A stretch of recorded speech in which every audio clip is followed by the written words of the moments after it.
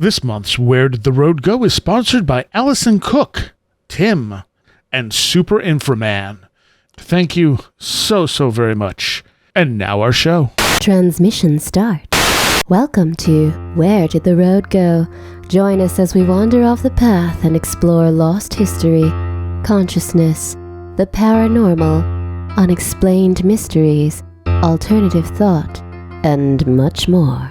We are present on the web at wheredidtheroadgo.com. Now here is your host, Seriah. Welcome to this edition of Where Did the Road Go?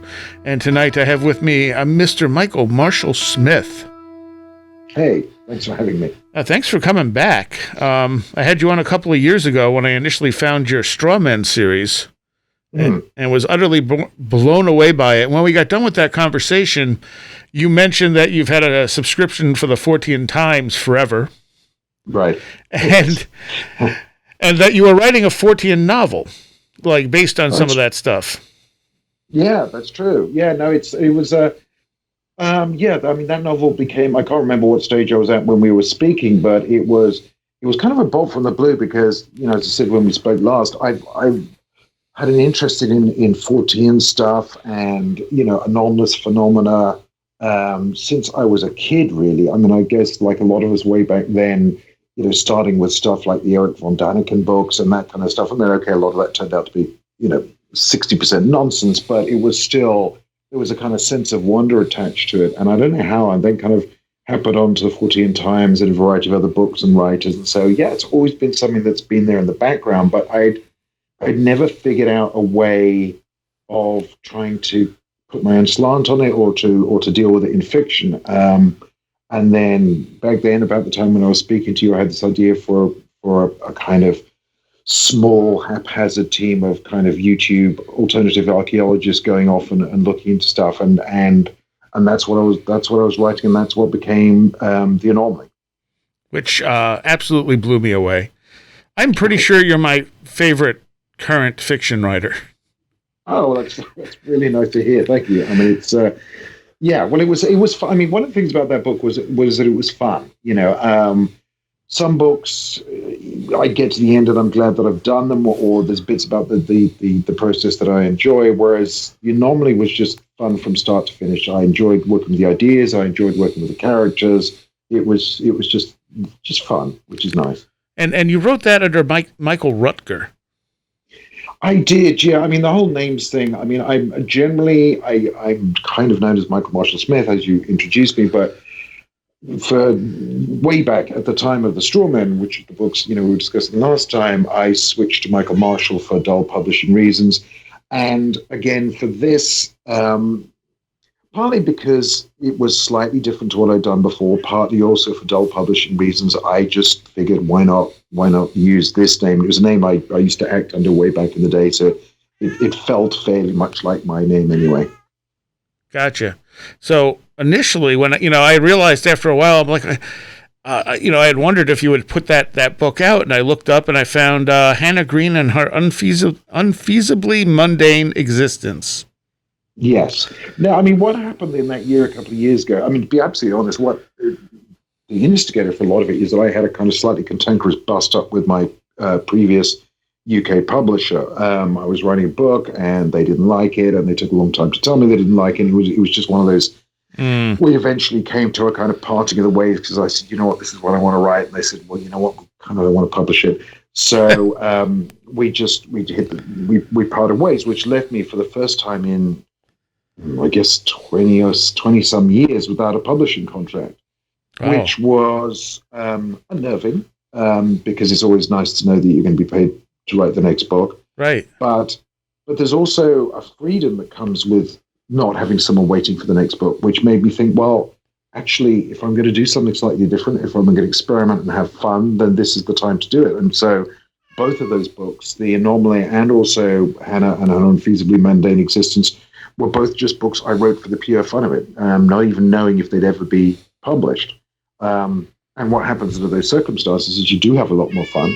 And thankfully, they both ended up being published. So Yeah, and I had picked up Hannah, and I was reading, and I thoroughly enjoyed it. And I think part of the reason I like your writing so much is that we have a similar sense of humor.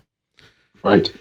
Yeah, I mean, I love putting humor. I mean, even in the slightly more serious stuff, like some of the Michael Marshall books, which tend to have somewhat more, noir or thriller atmospheres to them.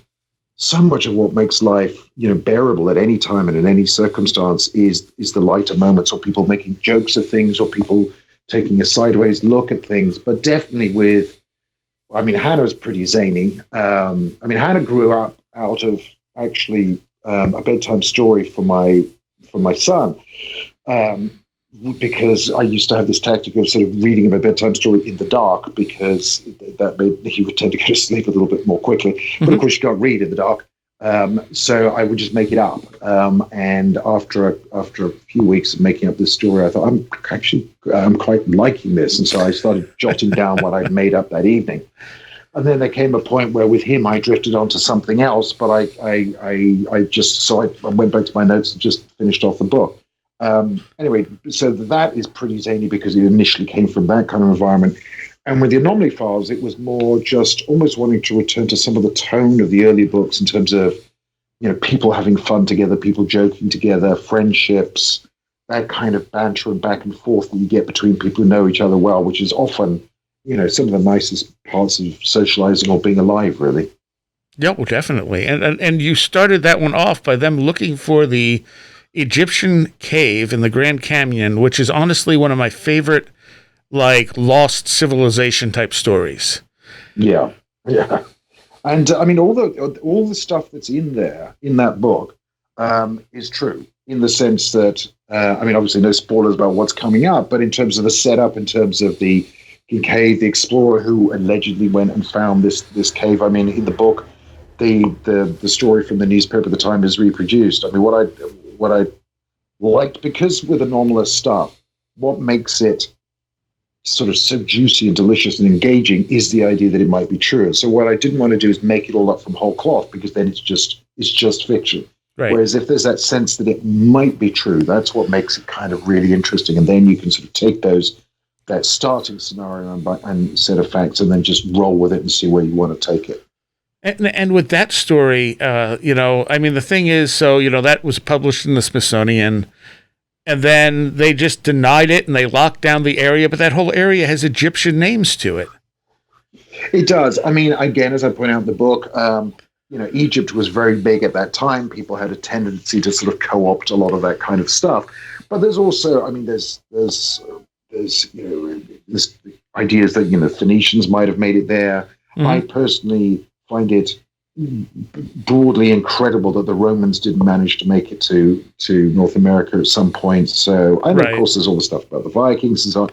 There's a huge narrative which is told about the history of this country to do with the Pilgrim Fathers and and that it has become so set that the idea that other things might have happened beforehand, or to pay any proper attention to the indigenous cultures that were here beforehand, it seems difficult. So again, that was one of the fun things about the book, kind of playing with those ideas and saying, okay, well, what if all that was actually quite a late development and there was a bunch of other stuff going on here beforehand? Yeah, and it takes directions I never would have imagined you were going to go with it. Like, you started going into it, and I'm like, I have no idea where he's going with this, but it was really an interesting idea. It was kind of an apocalyptic idea you go with.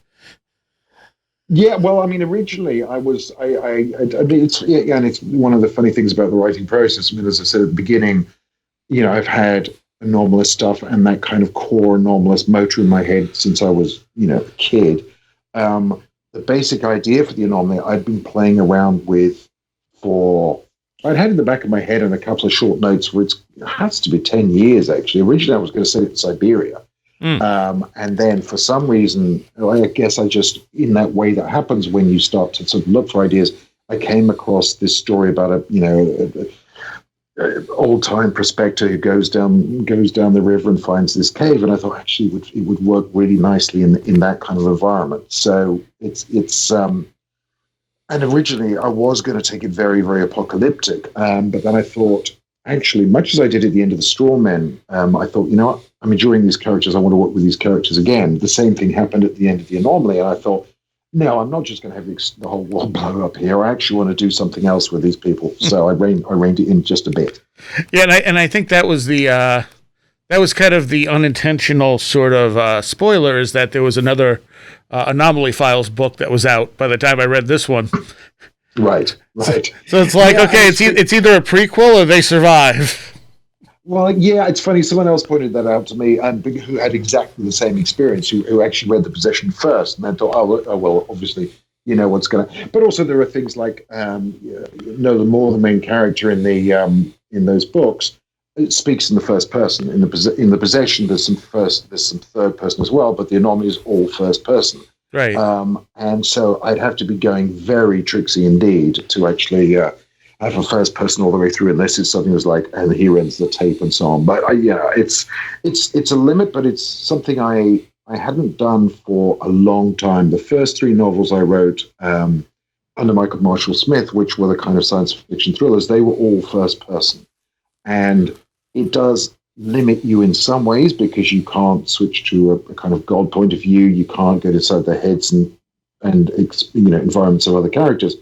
But there's just something about that first-person voice that I really enjoy, and that enables me to write more freely than I do any other way. So because I'm hoping, and I have an idea for a third Anomaly Files book, and I suspect I'll probably switch back to just pure first-person for that. So unless I go very tricksy, then it's possible Nolan Moore at least may survive, but that doesn't mean all the others will.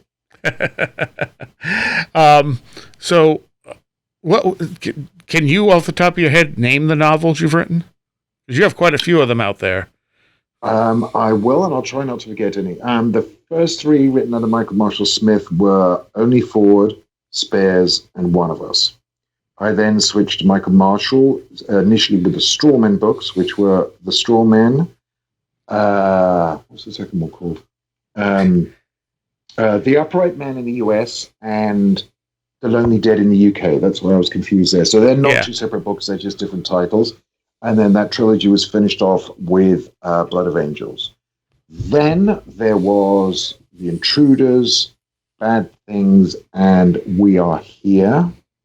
In there somewhere, I also wrote a book called The Servants under Michael Marshall Smith. Then I switched to Michael Rutger for The Anomaly and The Possession, and then there was Hannah Green and Unfeasibly Many in Existence, which was Michael Marshall Smith as well. Wow. So I don't know how many that is. What is that, 12, 13, something like that?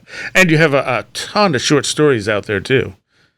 I do. And something that's quite exciting for me this year is that Subterranean Press are bringing out a whacking great limited of the called The Best Of, and it's huge. It's like coming up for 250,000 words of short stories, which is only a small portion of them. I've written about 600,000 words, coming up for 100 short stories over the last 25 years. I mean, for a long time, I used to produce them very regularly.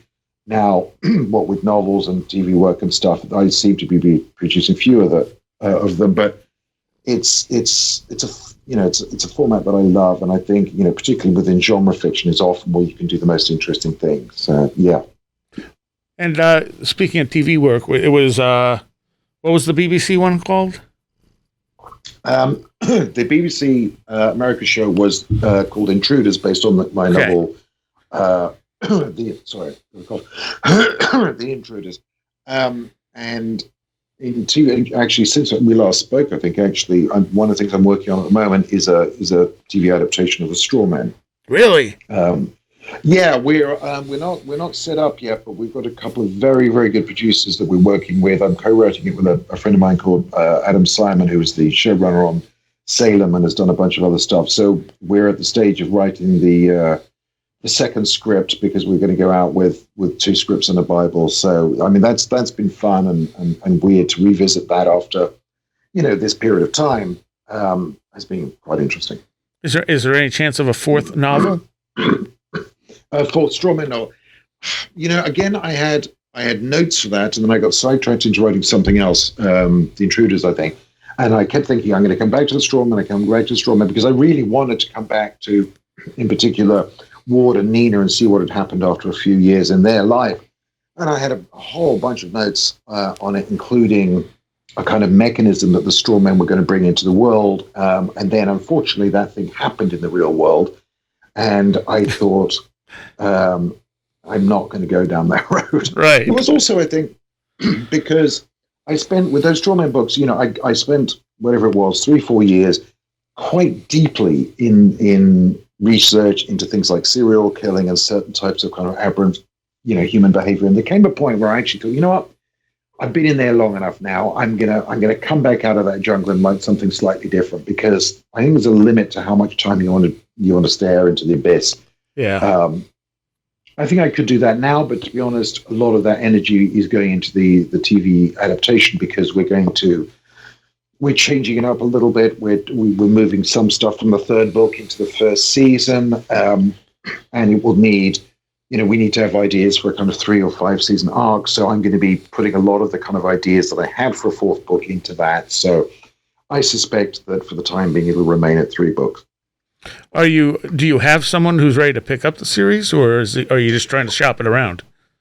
At this stage, we're working for producers, so we're writing it for money for the producers. But the experience seems to show that it's. I mean, you can go out and pitch a show on the back of outlines, or hey, wouldn't it be cool to do this book or whatever? But that tends not to be the way that a lot of things, unless a book's just come out and it's getting a huge amount of publicity or a huge amount of social media, that tends to be the way that things, not the way that things are sold. You tend to want to sell on the back of a sturdy script or two, an outline, a Bible, not least because that tends, I think you tend to need to go through that process to really understand what it is that you're doing. In the same way that I don't really have a solid sense of what a novel is until I've written the first draft. I don't think you really understand what a TV show is going to be until you've got your hands dirty with it, making it work on paper at least a little bit. So I'm quite happy to be working on it in that way.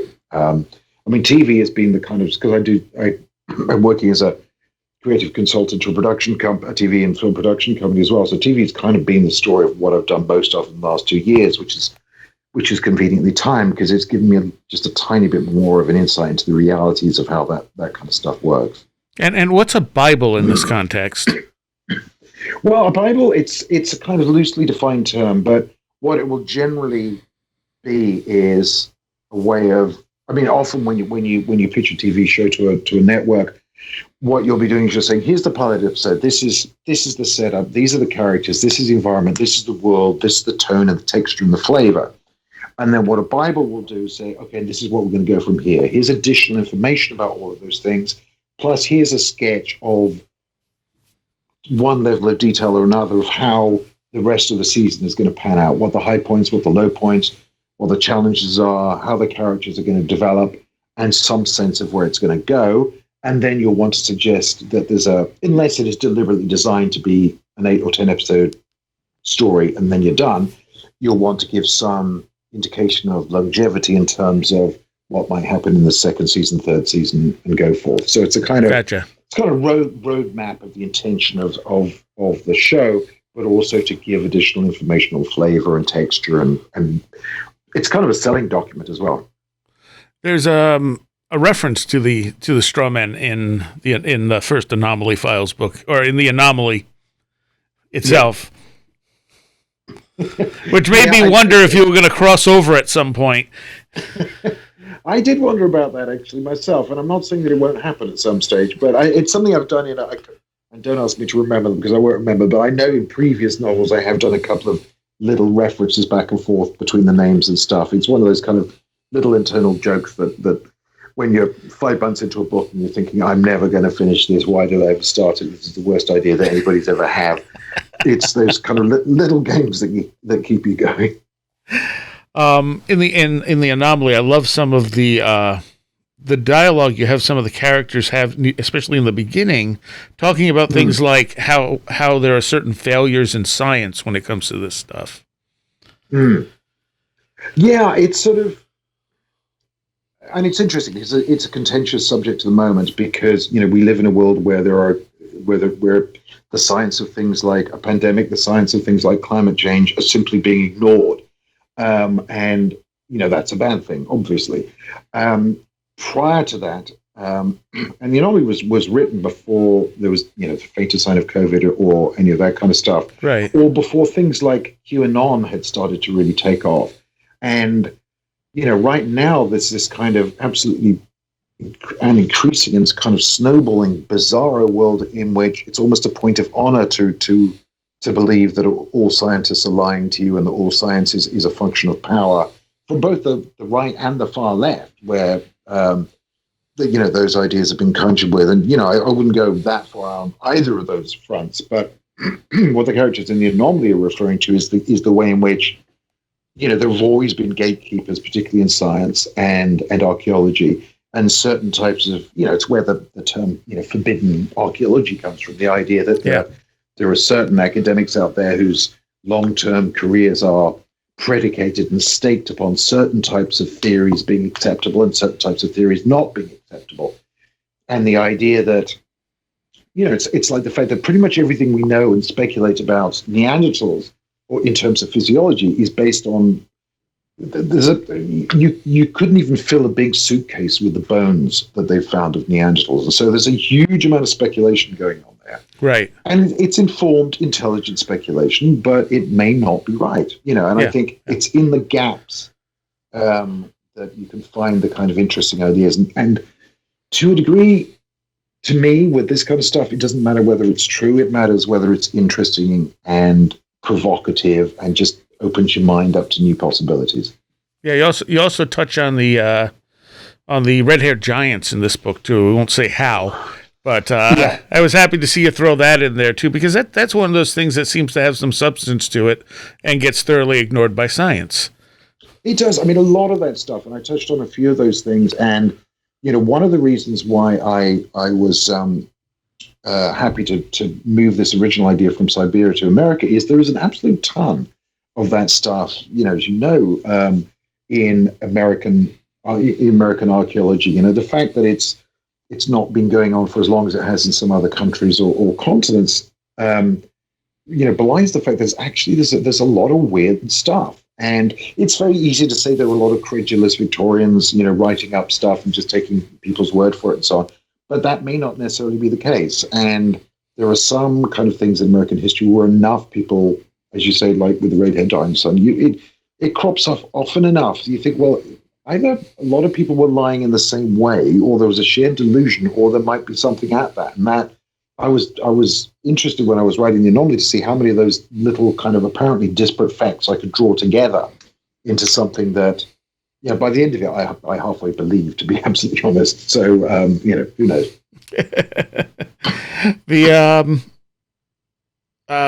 The other quote that I thought was interesting was it's better to have something to believe in than something not, or something to disbelieve, because you were talking about the way skeptics approach this stuff, and I love the way you phrased that.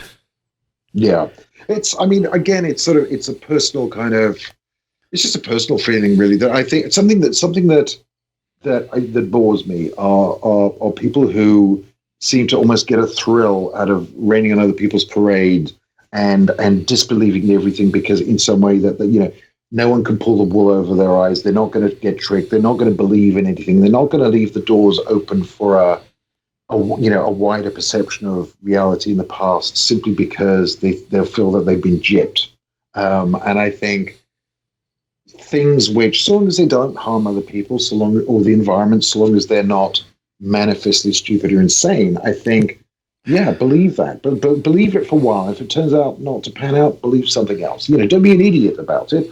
But, right. But at least be open and flexible about what you believe. Yeah, the world may not be what we think it is. Yeah, and there is more than is dreamt of in our, etc. Yeah, and that's fun. It's the thing that has drawn me to different types of fiction and to writing fiction is that sense of wonder, the thing that makes you think, oh, wouldn't it be weird if, or wouldn't it be cool if, rather than just.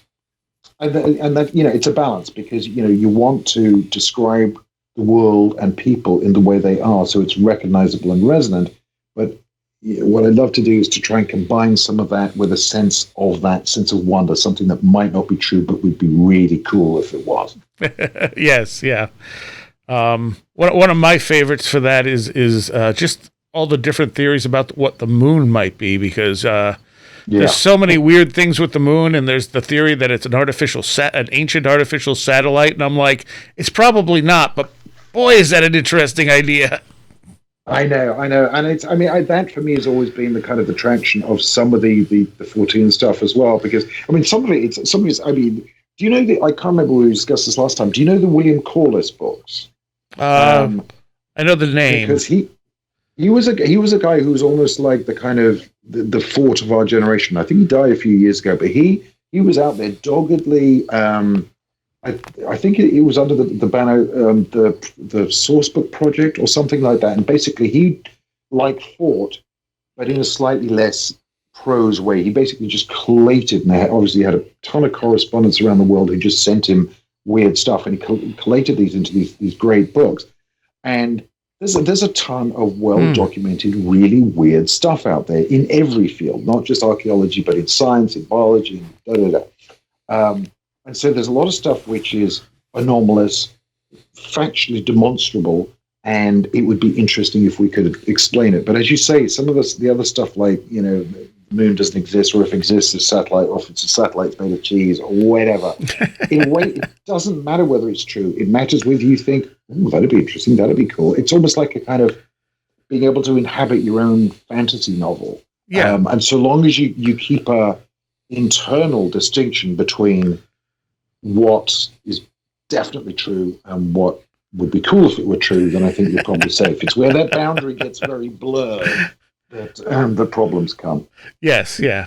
Well, I had picked up a book, and I forget the author, but the book was called Who Built the Moon? And I looked at it and went, oh, that's silly. And then I thought about it more and went, I'm kind of curious now. And I went back to the bookstore the next day and picked it up, and most of the book is talking about the anomalous stuff about the moon that we can't explain. Right. And there's a lot of it. We don't actually know how the moon got to where it is. But their theory at the end is that it was actually an ancient satellite, that is monitoring us, or may have even started life on Earth and all this other stuff. I'm like, okay, the speculation is fun, but the actual data is kind of interesting because there's a lot of weirdness there. Yeah, no, absolutely. And that's it's the classic mechanism of conspiracy, which is you start off with some stuff that appears to be true, but you then do so could it possibly mean that? Right. Or technique, or it seems hard to disbelieve, or and you then sort of hypothetically yourself off to the point where the moon is entirely built of printouts of Hillary Clinton's emails, and that's why no one's allowed to go to it anymore. I'm just like, you lost me there, my friend. Up to the point where you were telling me the cool anomalous stuff, I was with you. Right.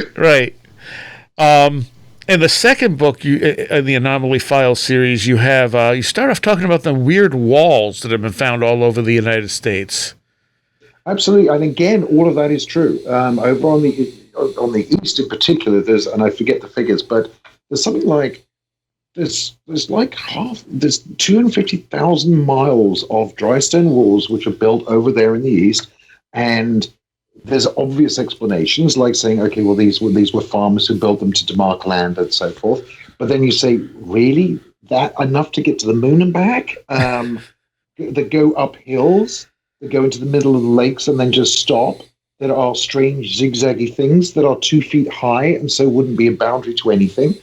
And so there's been a lot of speculation about that. And there may well be some true, straightforward explanation, but I don't want to hear it, frankly. I just thought it was interesting and weird. And then I found that actually over here on the west, to a much, much lesser extent, there are some, in fact, some only about an hour's drive from me, in the Berkeley Hills, and some in Northern California. So again, as I did with the Anomaly, I started with something that is there, that you can go and photograph, that is a thing, and then thought, okay, well, what's a possible explanation for that, and how can I involve our heroes in that? And I took it in a different direction. I had a different tone to it, just because, again, I still wanted to have fun with it. I mean, one of the things that can be a challenge to some authors, particularly me, is you have success with one book, and then people say, "Great, do that another 10 times, exactly like that." Right. And I understand that often that's what a lot of readers want, but I think for some other readers and also for the author themselves, sometimes that can get a little bit samey, a little bit stale. So again, I changed a few things in the possession. I had fun with it in a slightly different way, and I'll probably do the same with the next one, which I'm just sort of toying with ideas for at the moment. So yeah, because I want it to be fun. I enjoyed spending time with those characters very much, and I want readers to get a sense of fun from it as well. Okay, serious and dark things may happen, but that doesn't mean that it has to be gloomy all the way through. Right. Did both of these Anomaly Files books came out last year? I think there was about a year between them.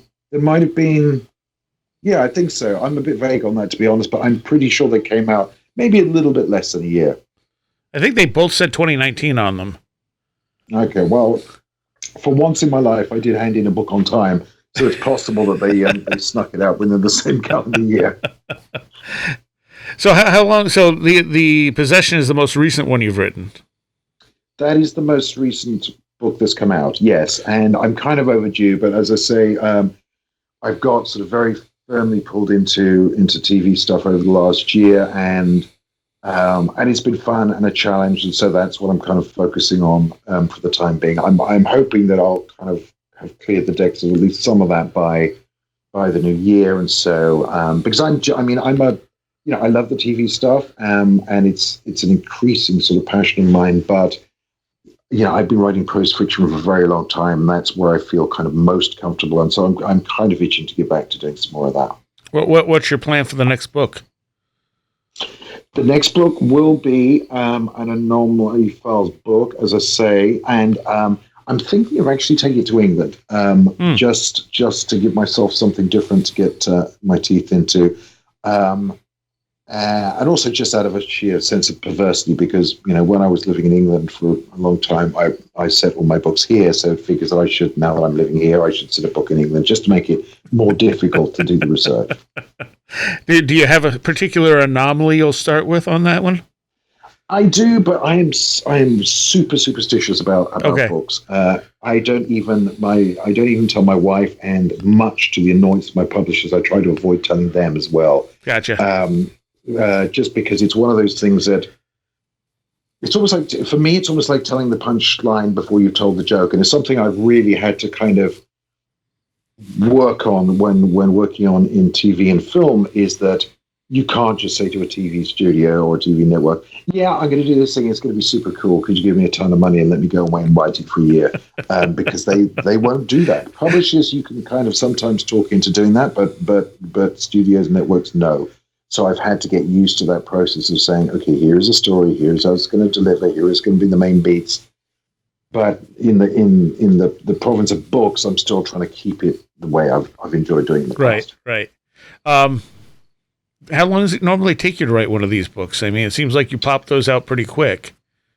The Anomaly only took about 3 months, the first draft, which is fast, and it was because I was having fun with it. I would say, on average, books tend to be more like about 5-6 months for a first draft. It depends. It depends on how much other stuff I've got going on at the time being. But yeah, about that. And then there'll be a couple of months for the editing process. So, and then you need a couple of months off. And that's why, I at least can't really produce more than one novel a year. So. Yeah, well, and they're not thin books. No, I mean, they're I tend to weigh in at about 100,000 words, which is, for me, it feels kind of book length. It feels like there's enough that, it's a solid thing that you can get your teeth into, and you've got plenty of time to develop the story as well as character and have some asides and some thoughts about stuff, which I like to, tend to put into books. But it doesn't get to the point where, you're thinking, oh, dear Lord, is this still going on? So, yeah. I mean, every story has its length. As I say, it was one of the great things about short stories, because sometimes you just want to communicate an atmosphere or a thought, in which case you only need 2, 5, 6, 8,000 words, and that's perfect because you can round it within that.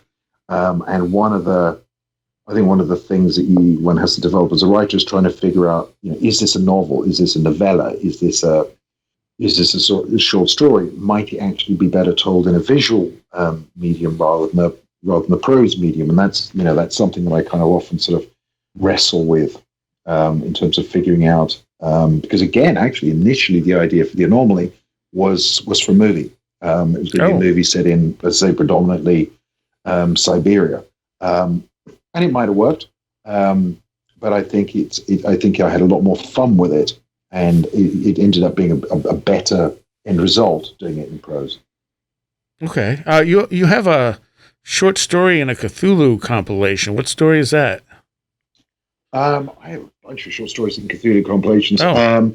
It may be the one you may be referring to. A very good friend of mine, my best friend, Stephen Jones, who's the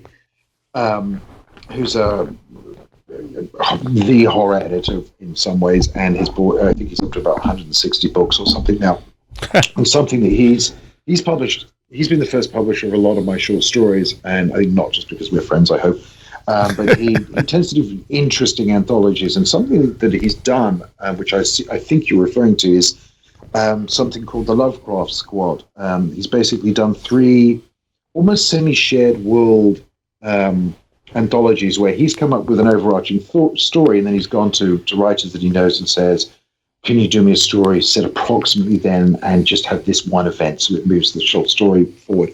And that's been great for me because it's reminded me to write short stories, but also he's let me set it where I live. And so I've done one in each of the 3 volumes, and in doing that, that's given me an opportunity to research some of the history of both Santa Cruz, where I live now, and also I set a story up in San Francisco, in which I discovered, here's a zany thing, which I didn't know about, not a lot of people know, is that in certain areas of San Francisco, the city, there are old sailing ships buried beneath the surface, but I don't know what it is, 50, 80, 100 feet beneath the surface. Wow.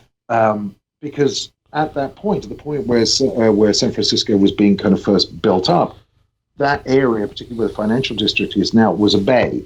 And so people would sail in people, sell goods out, and so forth. And after a while, the ships would become dilapidated, and the city enabled what was effectively a land grab. And if your ship had sunk, or if you could sink your ship on this particular area of the bay, you could claim that area as land, and then landfill it and grade it up to the point where it was actual land. Huh. And so it became very valuable real estate. So that's how that whole area got filled in, and is now extremely expensive San Francisco real estate. But the boats are still down there. Wow. And there are actual maps you can find which show you where these boats, and there's like 20 of them or so. And that's exactly the kind of slightly anomalous, weird fact about somewhere that most people don't know that kind of excites me. And so that was a short story right there. Anyway, it's a very long answer to the question. Yes, I have written a short story in a Cthulhu book. And what was the name of the book that's in? There's 3 of them. They're called, the series is called The Lovecraft Squad. Okay. And I forget what the individual titles are, but they're great books. I mean, they've got some of the best writers of sort of contemporary horror and dark fiction and me in there. So yeah, they're well worth checking out, particularly if you like yourself a bit of Lovecraft. Do you consider Lovecraft an influence on you? I think anybody who writes in an informed way in the horror field should have read Lovecraft. Yes, I mean, he was formative to many parts of the style. Certain types of things, like his kind of formless, creeping dread. Certain types of, I mean, his style was often baroque to the point of, inexplicability. One of my favorite sentences in horror fiction comes from a short story of his called "The Color Out of Space," where he says the bloodworts grew insolent in their chromatic perversity. What he means is the plants were a funny color. Yeah. But that's what Lovecraft did, and you kind of love or hate him for it. But yeah, there are certain things like The Mountains of Madness, which I still hold out as one of the great horror classics of just creeping strangeness. So yeah, I think I kind of believe that if you're going to write in a genre, you should have some idea of what it's done before and some idea of the progression. And he's definitely a key figure within those kind of early stages. What are some of the other weird Forteana that you have been drawn to that you really find interesting?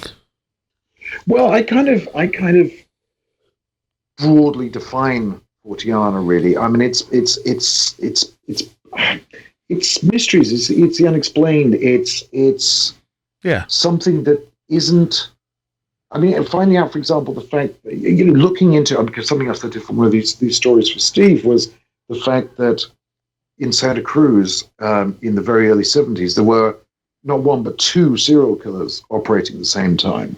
Ed the co-ed killer Kemper and Mullins, who within the same period were performing the same kind of unpleasant acts, and that sort of drew me into looking into weird things like, there's an ancient, genuinely American Indian burial ground within about 30 feet of a kind of flea motel that one of those killers was staying at that time. Okay, that's not anomalous, but there's just, you think, well, that's weird. Yeah. Is there some kind of connection between these things? And you think, well, there probably isn't. But again, as you said about the moon, it's sort of, so I mean, basically, I almost can't, it's like asking me what my favorite novel is. There's just so much out there, and it's all sufficiently interesting that it's, I'm kind of up for it all, really.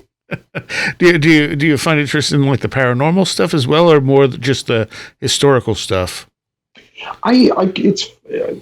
The historical stuff, I think, is the main thing that I find interesting, and the archaeology and the alternative archaeology. I've been interested in things like the paranormal and supernature before, but for me, a lot of that stuff almost has a kind of time-specific feeling to it.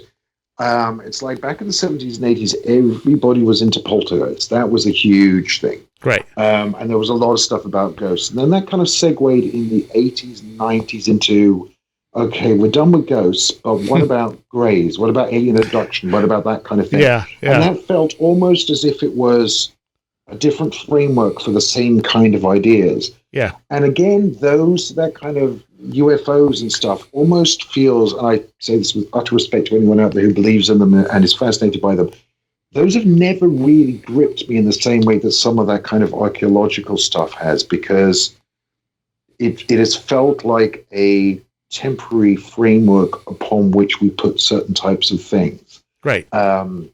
And what the explanation of those kind of things is, who knows? I mean, in my book, The Intruders, I speculated that quite a lot of those things and people's feelings of places being haunted or just unease in places was to do with infrasound. Mm-hmm. Because if there's I think it's 19 hertz, but there's a certain frequency where, and it can be generated particularly within cities, but sometimes by things like, tectonic plate movement and stuff. And that's an incredibly low frequency, and it'll do two things.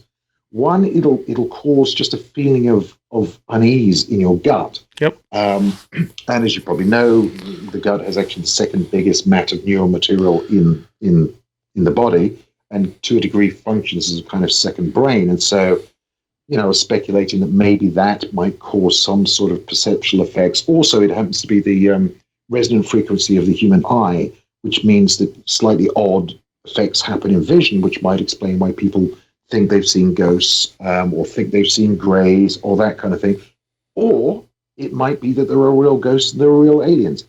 I kind of don't mind. I'm happy for all of the above to be true, possibly at the same time. Well, and I'm sure things like infrasound and other environmental factors definitely play a part in some of that.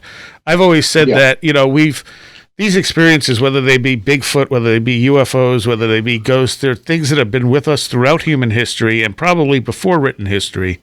They just take different guises. So it's not so much that our people are experiencing this. They are. The things are real on some level, but how we explain them is a total different thing. Absolutely. And that's a fascinating thing. And it's very often it's very often pinned to time. It's pinned to our current preoccupations. Yes. As you can see, for example, this is a common observation, but in the history of the horror movie, where you would see within the 50s and 60s, it was all about alien invasion because everyone was concerned about the Cold War and communism and, people coming to steal everything. And then in the 70s and 80s, it segued into the kind of serial killer, slasher killer thing because the threat of the Cold War faded, and we realized that actually, particularly after a lot of people got freaked out by the counterculture at the end of the 60s and 70s, we started thinking, okay, actually, the people we don't understand are already here. They live in the same neighborhoods as us. They might be a slightly different generation, but these are people with values we don't understand, who do things and care about things we don't understand. Also, that's when we learned about real serial killers. And it's like, well, yeah, it's not the Russians we've got to be worried about. It's someone who looks like us, talks like us, went to the same school as us, lives halfway down the street, but might kill my kid. Right. And so it's basically there's a fear of threat, and the question is what we pin it to and how we explain it. And that, as you say, you're absolutely right. That's what's interesting.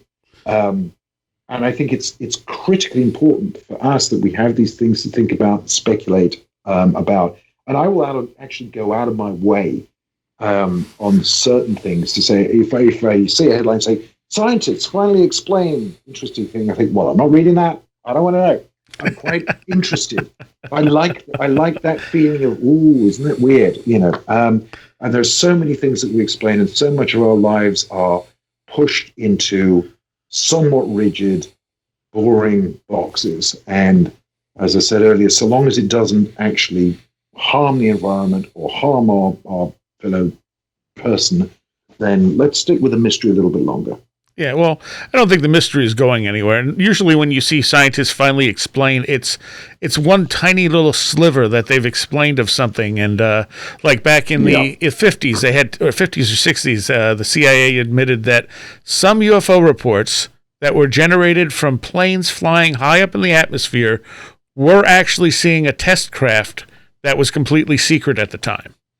Yeah. And I think the media reported as UFOs explained by test craft, as if all UFOs have now been explained. And it's like, that's not what they said. No, indeed. And it's like whack-a-mole with this stuff. I mean, that's the great thing. They explain that one. And, I'm actually 51% convinced that there are UFOs, or there have been at least some UFOs.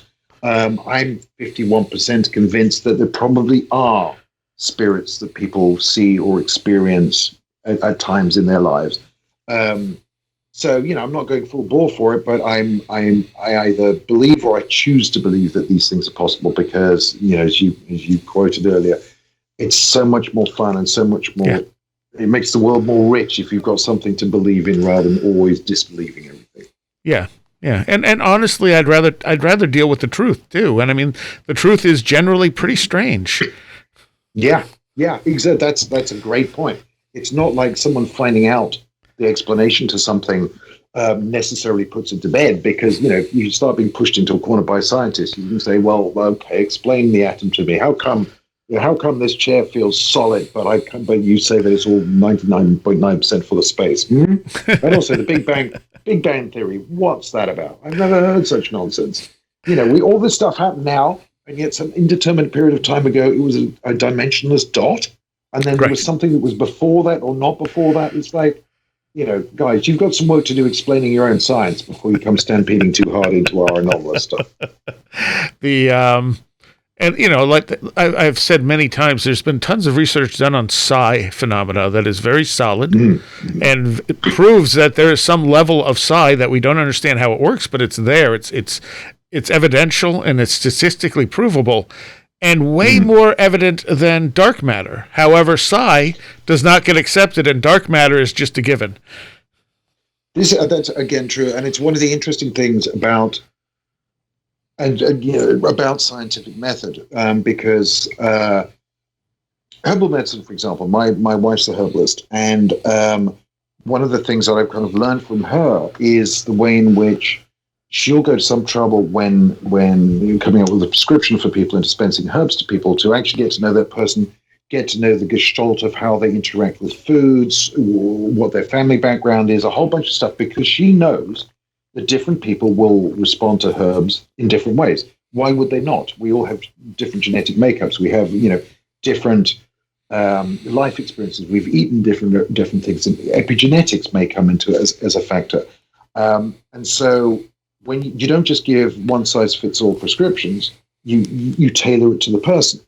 And this, I think, relates to psi. It's like some people, for example, can do it. Some people, again, because I 51% believe in this, to be honest, but scientific testing conditions aren't necessarily going to work.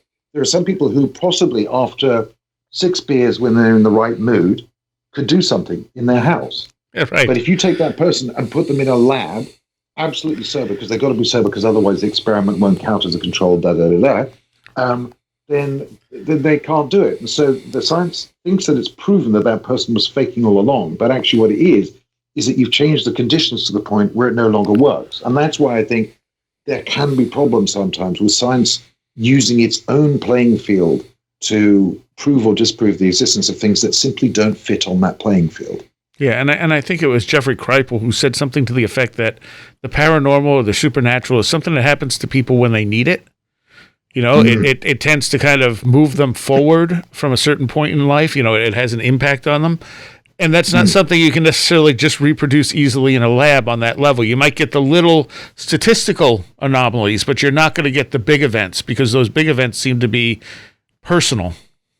No, absolutely. And I that seems entirely credible to me. And again, that's something that people should be able to believe, because, we see it in real life. We see sports people who are, 2 sets down at Wimbledon, and then suddenly they dig in because they need to, and they produce performances that they couldn't do otherwise. Yeah. And why is that different? The fact that the human body and mind and possibly spirit and soul or whatever that is can at certain times of duress or need somehow produce a synthesis that goes beyond the normal expectations.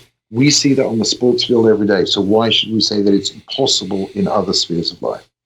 So when you write, do you ever almost interact with your characters? I know some writers have said that they almost have a tulpa-ish relationship with certain characters, where they can almost talk to them in their head, and the character will give them feedback on things. Does that ever happen when you're writing? No, I don't have that kind of relationship with characters in terms of them being a separate entity. I'm well aware of the fact that I'm making them up, but within that, they do have an absolutely concrete presence, if you see what I mean. Mm-hmm. I never have any doubt as to what kind of things a character will or will not say. Very often, they will sit and say those things without me consciously coming up with them. Right. If I'm writing particularly because in the Anomaly Files books, the Anomaly and the Possession, I've very much enjoyed writing the interaction between Nolan Moore and Ken, and their interactions write themselves. I do not sit and think, okay, well, now Ken needs to say this, and this is the way that he'll say it, and then Nolan will say this in response. They just come out of the fingers, and so to that extent, they do have a kind of separate existence. But in terms of them, sitting on my shoulder and telling me what to do next, then no, thank God. Do you ever model any of the characters off of yourself? Again, not consciously, but I mean, the closer Bill Moore, for example, who is not. Sorry, not Bill Moore. No, Bill Moore is from a different book. Nolan Moore. His first person voice is actually very similar to mine, which I think is one of the reasons why I enjoy writing, because it's kind of just like me talking. But that doesn't mean I'm the same person. There are bits of the way I feel about the world. There are small bits of my own experience that I will bring to the character, but I don't base them on myself. I never base characters on people, partly because that would be too much work, because I have to research and think about it, but also because that would then get in the way of them speaking to me in the way, or telling me what to write in the way that they do, in the same way that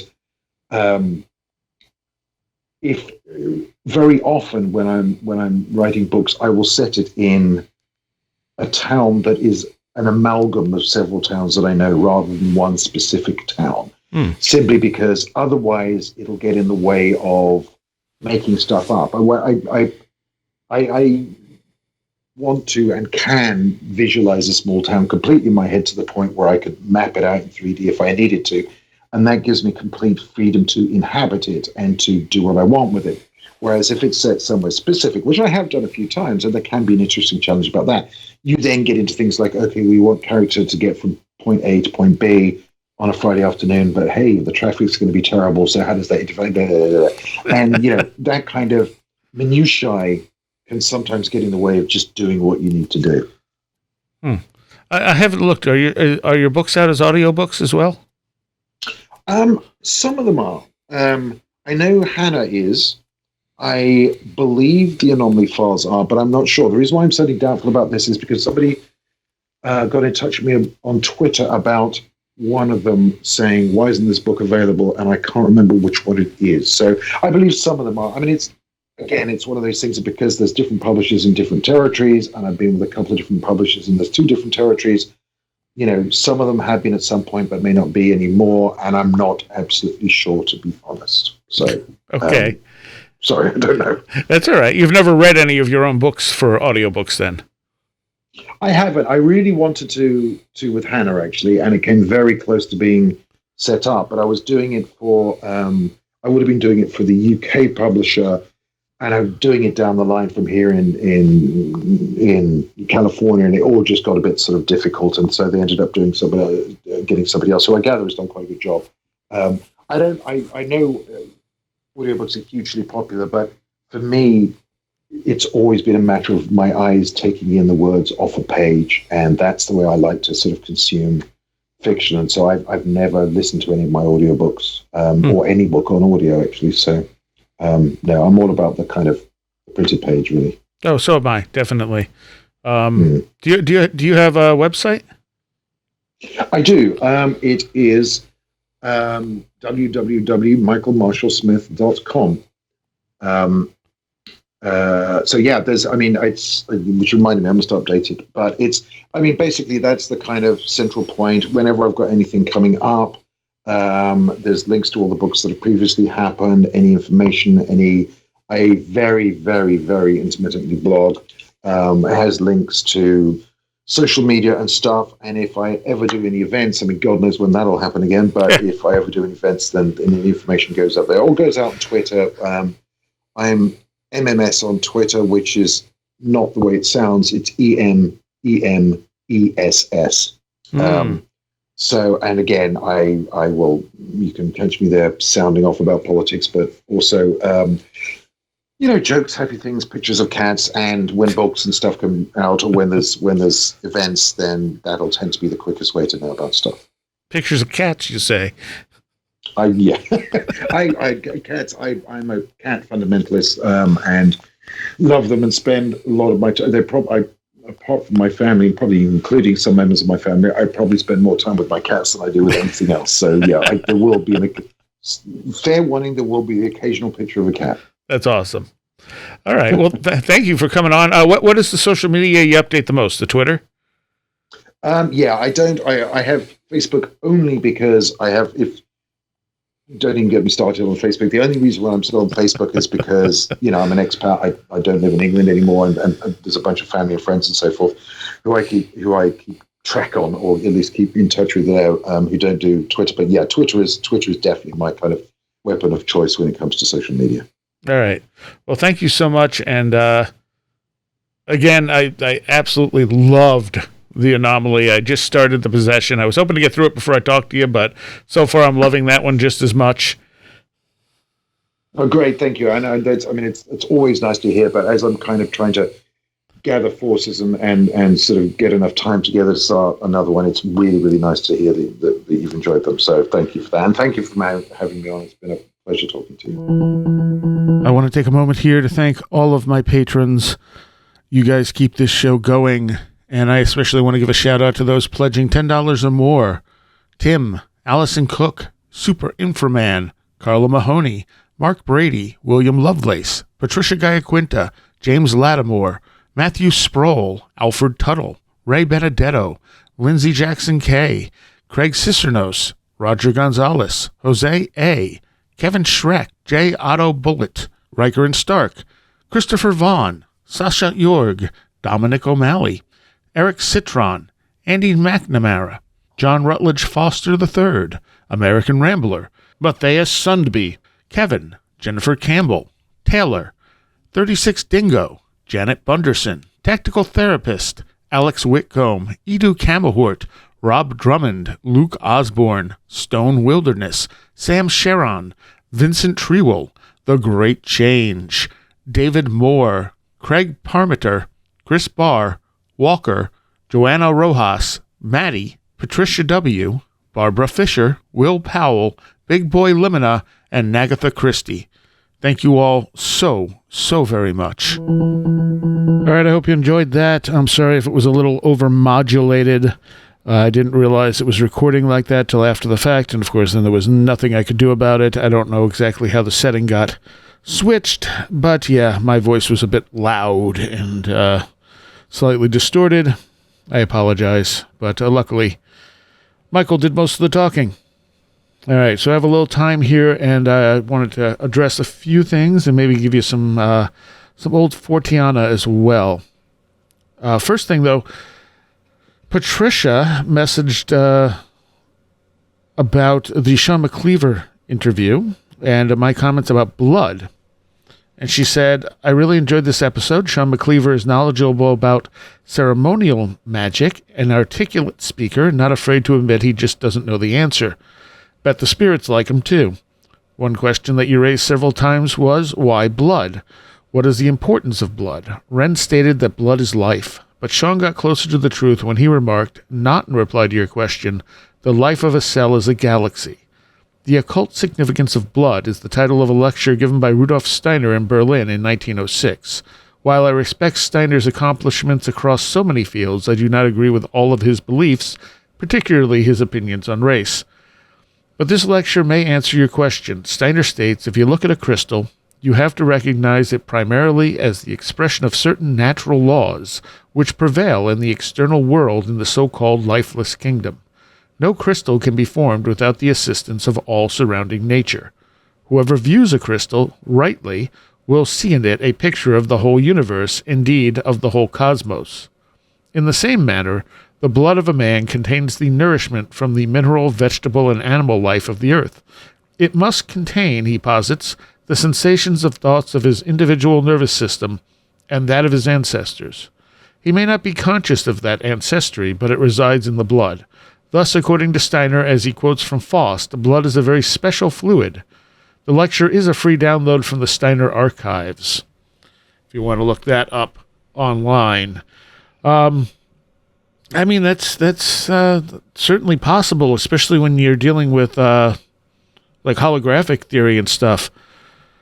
That makes some level of sense. I don't know if that's quite it, but I also don't know what it is, so I don't really know what to say there. That's a very interesting idea, and it does fit, as I said, with the whole holographic idea of every part contains the whole. All right, we're going to dig into a little of old Forteana, thanks to the Magonia Exchange. And this one is from 1894, although it says 1898 as well. Chased along the road by a big black shadowy box. This one's really interesting. It's a little long. The newspaper article is titled Shadow of the Desert, a strange phenomenon witnessed on the desert in Arizona Territory. San Francisco Chronicle. The following thrilling story of a moonlight adventure on the plains of Arizona is recited by a well-known gentleman of San Francisco, Alden R. Vining, whose single avowal is the best warrant for its absolute truth. He is a thorough businessman who possesses the additional advantage of a good scientific education.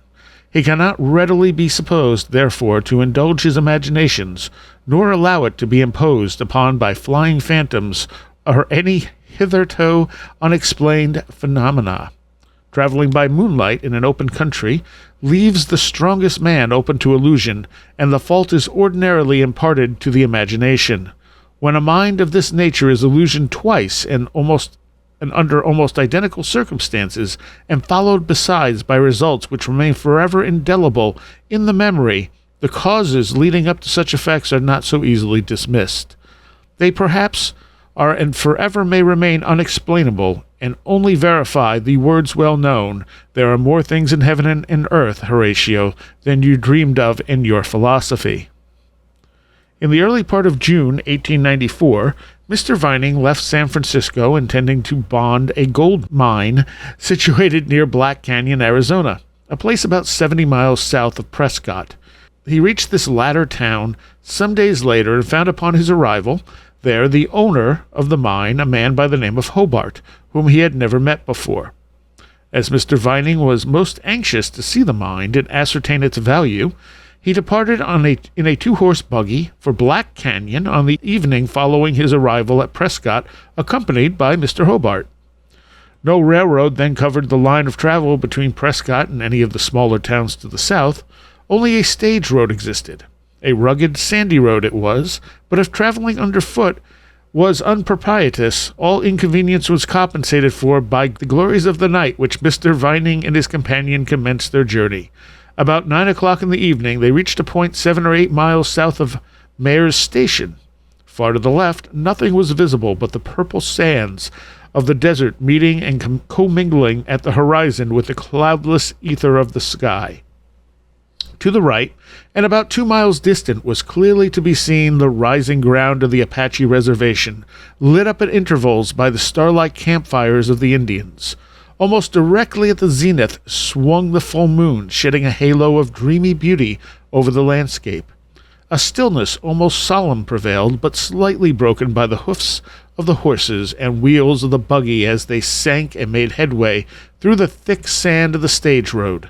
The travelers conversed in whispers. They seemed to be under the spell of the place and hour. And now appeared the strange phenomena which Mr. Vining called a black shadow or omen. Through a broad defile, I think that's defile, it's a little distorted, in the rising ground to the right, a dark object was seen to approach. What at first appeared to the travelers as a horse and buggy, now as it drew nearer assumed quite a different, and to the men in their position, and almost then a seemingly solid black body about 10 feet square and impelled by some invisible power. Imagine their horror when it took up a position a few feet away and maintained an equal rate of speed with their own. Although Mr. Vining was thoroughly frightened himself, he describes his companion's condition as truly pitiable. The poor fellow was shivering from head to foot. His knees were knocking together, his teeth chattered, and his one piteous cry to Mr. Vining was to drive on for God's sake. Mr. Vining did not heed the pleading of Mr. Hobart, but, determining to shake off the unspeakable terror fast taking possession of him, succeeded, after much trouble, in reining up the almost unmanageable horses. Then, to his great surprise and joy, the thing slipped back to a distance of 50 feet, but there came to a halt. Mr. Vining whipped up the horses again, and the frightened animals broke into a furious gallop, straining the traces to the utmost and making such progress as the sandy road would allow. His hair fairly stood on end as he glanced over his right shoulder, only to see the black apparition rapidly advancing and finally taking up its former position by his side. For fully 10 minutes, this mad race was kept up until human endurance could stand it no longer. Scarcely knowing what he did, he stopped the fatigued horses, and forcing Hobart to hold on to the reins, he sprang whip in hand to the ground. As the horses came to stand, the apparition began to recede. Mr. Vining closely pursued it. At one time he was so close he could almost have struck it with his whip, but just then it began to rapidly retire and gradually fade away into the distance. Mr. Vining watched it for some time until it finally disappeared through the defile in the hills whence it came. With the disappearance of the desert phantom, he rejoined Hobart, and together they continued their journey. Arriving at Black Canyon the next day, the mine was duly examined, and Mr. Vining bonded it for 3 years. What troubled him greatly during the latter part of the stay at Black Canyon was the strange eccentric conduct of Hobart. He would disappear for whole days at a time, and would generally be found hiding in the sagebrush at the outskirts of the settlement. This continued until Mr. Vining was ready to depart for Prescott, and neither entreaties nor, expositions, I'm not even sure what that says, could induce Hobart to accompany him on the way back. It was plainly evident that his sensibilities had been so wrought upon by this desert experience as to go a great way in shattering his nerves, if not his reason. Mr. Vining, it must be confessed, did not wish to cross the desert alone, and after some days of waiting, induced 2 prospectors to accompany him as far as Mayor's Station. In his own mind, he would have ample cause for congratulation could he make it that distance without difficulty. Nothing worthy of note transpired during the first half of the journey, but to his extreme mortification, one of the horses broke down at this point, thus leaving him with only one available animal to complete the distance to Mayor's Station. The prospectors, only too glad to avail themselves of his distressful predicament, and placing, besides no reliance on the terrifying powers of moonlight apparitions, flatly refused to accompany him further. Mr. Vining fully realized the situation he was placed in. The day was drawing to a close, and he was obliged, in order to reach Mayor's Station, to cross the same tract of lonely desert in which he saw the appalling black phantom. Did he retrace his steps, it was only to leave himself open to the ridicule of the prospectors and the friends he had just left at Black Canyon. Ridicule is to a generous spirit perhaps a greater incentive to heroic action than the pursuit of riches or of glory. Mr. Vining felt this as he left his disabled horse with his buggy on the plains, and mounting the remaining horse in any way he could, bravely started for Mayor's Station. He made but slow progress, hardly knowing the way, and depended in part on the instinctive sagacity of the animal he rode to accomplish the journey in safety. The air for the Arizona desert was chilly, the sky somewhat gloomy and overcast. The waning moon would soon climb over the far distant hills, and after midnight, if the clouds permitted, it would be brighter. Just at midnight, the air became warmer, the clouds rolled away in black masses towards the horizon, and the moon arose, faint and sickly at first, with a dull yellow glare. As it ascended higher in the sky, it gradually lighted up the waste of sand with something like the effulgence which silvered the road before Mr. Vining as he first traversed on his way to Black Canyon. He could not now pass the same way with the same feelings, for to his left began to arise the dread hills of the Apache reservation, and from the defile whence it came before, what did he see to his unutterable horror but the same black phantom approaching? This time it approached more rapidly than on the occasion of its former appearance, and instead of taking up a position on the left, as Mr. Vining considered if it were a shadow it naturally would, it retreated and again took up its place on the right, in only 2 or 3 feet distance. Mr. Vining this time was too palsied from sheer fear to attempt anything in the way of investigation. He rained blow after blow on his tired and frightened horse, and tried to outrace, if possible, the phantom. It was all in vain, however. In truth, if anything, this horrible midnight visitant was in the lead. The horse at this juncture shied and left the road, but he was soon sunk to his knees in white sand and sagebrush, and unable to make any headway. Just at this moment, the thing vanished over the plain, and Mr. Vining, almost dead from fright, and averting his eyes from the dreadful fading figure, saw rapidly approaching him 3 Apache Indians who had broken away from their reservation. These Indians were all well armed and mounted. Mr. Vining had by this time dismounted, seeing that if he had ghostly enemies to contend with before, it was impossible to escape from mortal ones now. As the Indians came nearer, one of them raised a rifle, which his nearest companion pressed toward the ground with his hand. Upon coming up to Mr. Vining, he showed them his watch, which they at once took. A pocketbook containing $127, a linen duster, a coat, overcoat, 2 large flasks of whiskey, and about 100 cigars went the same route. And in this wretched, though somewhat ludicrous plight, poor Vining was ordered to mount his horse. What seemed almost incredible, he was told to proceed on his way, but this generosity on the Indians' part may be attributed to the first influences wrought upon them by quantities of whiskey which they had consumed. Mr. Vining might have attempted to escape from the Indians had not his horse become worn out with fatigue. It may have been his salvation, however, that he acted as he had. At any rate, he was glad to get away, and frightened, dispirited, and penniless. He reached Mayor's Station about 4 o'clock in the morning. There he remained some days, and the first advice from the south was word that poor Hobart and the 2 prospectors were murdered by the 3 roving Apaches. It seemed that Hobart wanted all the time to return to Prescott in other company than that of Mr. Vining. That he wanted to avoid him on account of the desert phantom seems very probable. At what particular part of the road he met the prospectors is merely conjecture. Whether with his dying eyes he again saw the hideous, lethal monster of the desert is likewise conjecture. But one thing is for certain, that at the very spot of the desert where the phantom first appeared to Mr. Vining, the mutilated bodies of Hobart and the 2 prospectors were found. You'll have to forgive any misspeakings on there because some of the text, I mean, as I said, this is from, the account happened in 1894.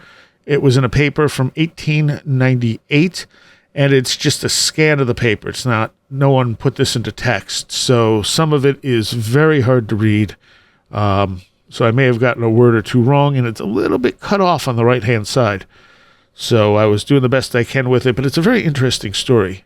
It's a box. I mean, it's not. It doesn't sound like a story someone would make up. It's a rectangle. It's not. It wasn't a phantom. It wasn't a shadow. I mean, I guess it was a shadow, but I mean, it was a square, rectangular shadow, a squared off type of thing.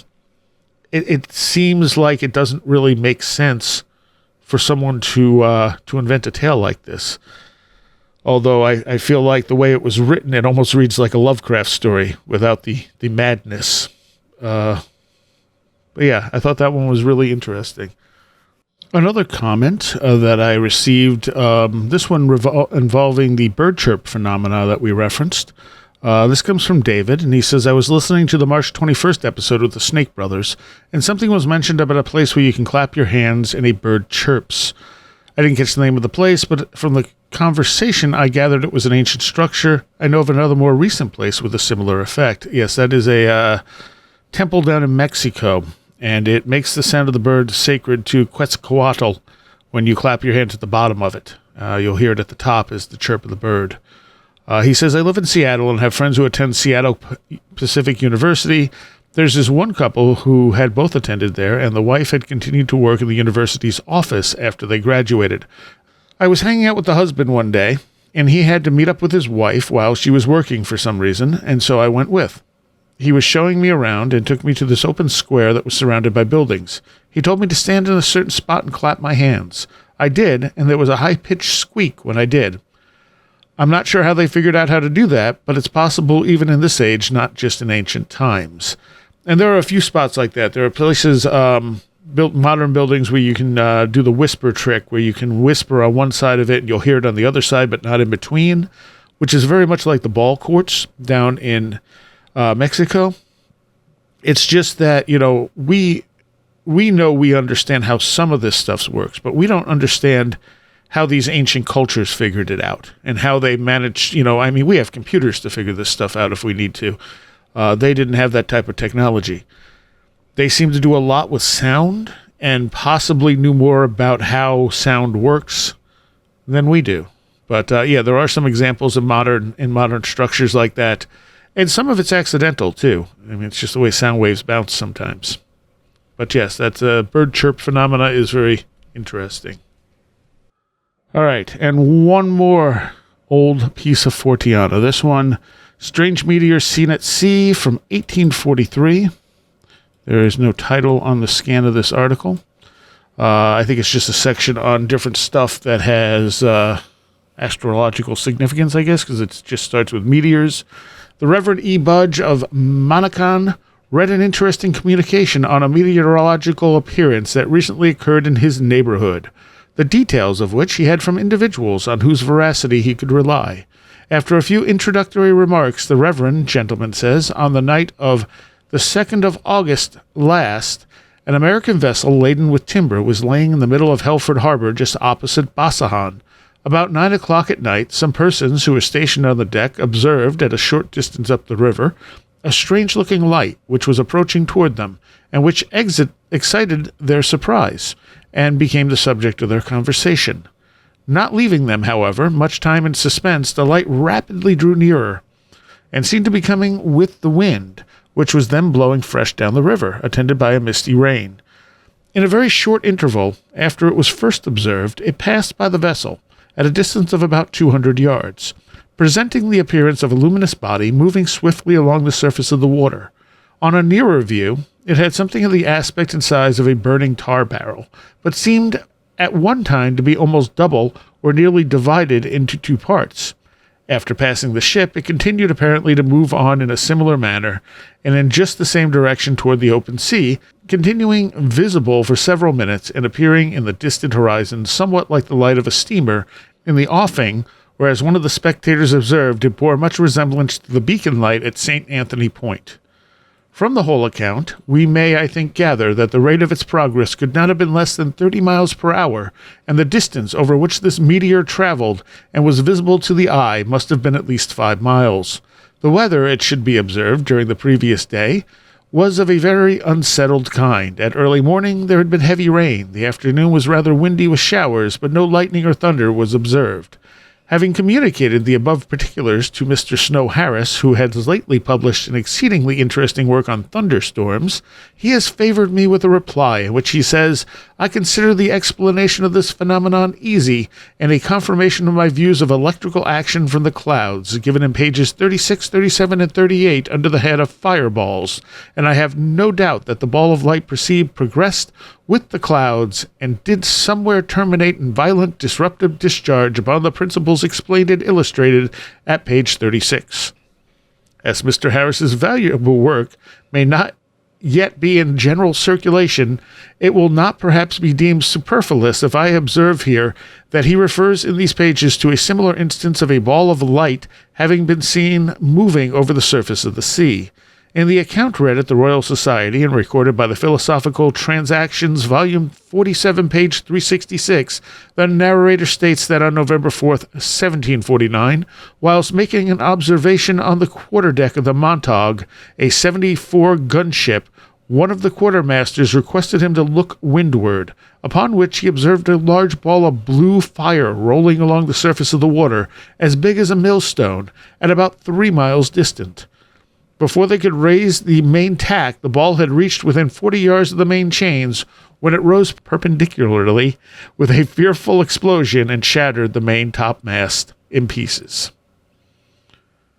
So that's, I don't know if that really quite fits a meteor. I'm not sure why anyone would think, oh, that sounds like a meteor. But that was obviously the initial thing. The second part, even back in 1843, they're talking basically about ball lightning. So, doesn't explain when sometimes these things seem to show some level of intelligence or reaction, like will-o-wisps and stuff like that. But there's obviously a lot of different stuff going on, and it was probably quite a sight to see too. I've seen ball lightning at least once, and it was pretty freaky. It was just off to over the field to the side, coming out of a thunderhead, and it was just kind of coming in and then turning and going back into the clouds and then coming back out repeatedly. It was there for a while before, unfortunately, we had the cameras and stuff we do now.